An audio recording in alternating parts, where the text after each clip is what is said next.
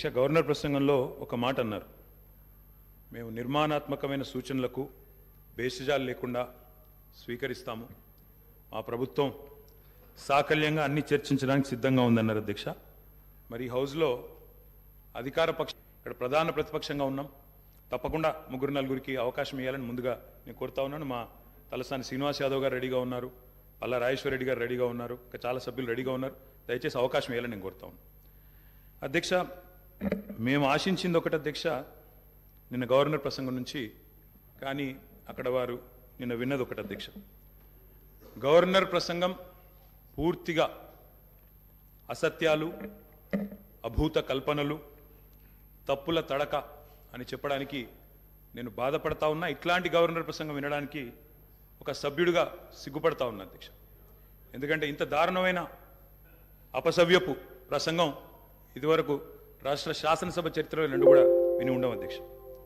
ఒక్క మాటలో చెప్పాలంటే అధ్యక్ష, 1000 ఎలుకలు తిన్న పిల్లి కదా తీర్థయాత్రలకు బయలుదేరినట్టు చేయాల్సిన దారుణం అంతా చేసి, ఘాతకాలను చేసి, చాలా అద్భుతమైన ఉపన్యాసం కేవలం 10 సంవత్సరాలు ప్రభుత్వం నడిపిన వాళ్ళ మీద నెపాన్ని నెట్టే ప్రయత్నం ఏదైతే కాంగ్రెస్ ప్రభుత్వం చేసిందో అధ్యక్ష, దీన్ని నేను పూర్తి స్థాయిలో తూర్పారబడుతున్నాను, తప్పుపడతా ఉన్నాను అధ్యక్ష.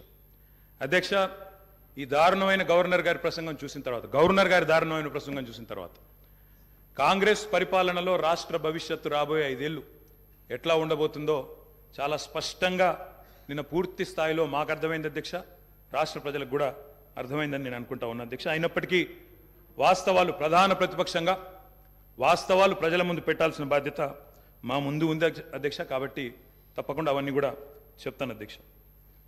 అధ్యక్ష, మా జగిత్యాలకు సంబంధించిన కవి గారు అలిశెట్టి ప్రభాకర్ గారు ఒక మాట అన్నారు అధ్యక్ష. ఒక నక్క, ఇది ఆయన కవితను కోట్ చేస్తున్నాను అధ్యక్ష, ఒక నక్క ప్రమాణ స్వీకారం చేసిందట ఇంకెవరిని మోసగించనండి. ఒక పులి పశ్చాత్తాపం ప్రకటించిందట తోటి జంతువుల్ని సంహరించినందుకు. అట్లా ఉంది అధ్యక్ష. ఒక మాటలో చెప్పాలంటే ఈ గవర్నర్ గారి ప్రసంగం అదే రకంగా అనిపించింది తప్ప అందులో అసత్యాలు, సత్యదూరమైన మాటలు తప్ప వాస్తవాలు మాత్రం ఒక్కటి కూడా లేదు అధ్యక్ష. అధ్యక్ష, నిన్న చాలాసార్లు ప్రస్తావన చేసినారు గత ప్రభుత్వం అంటూ.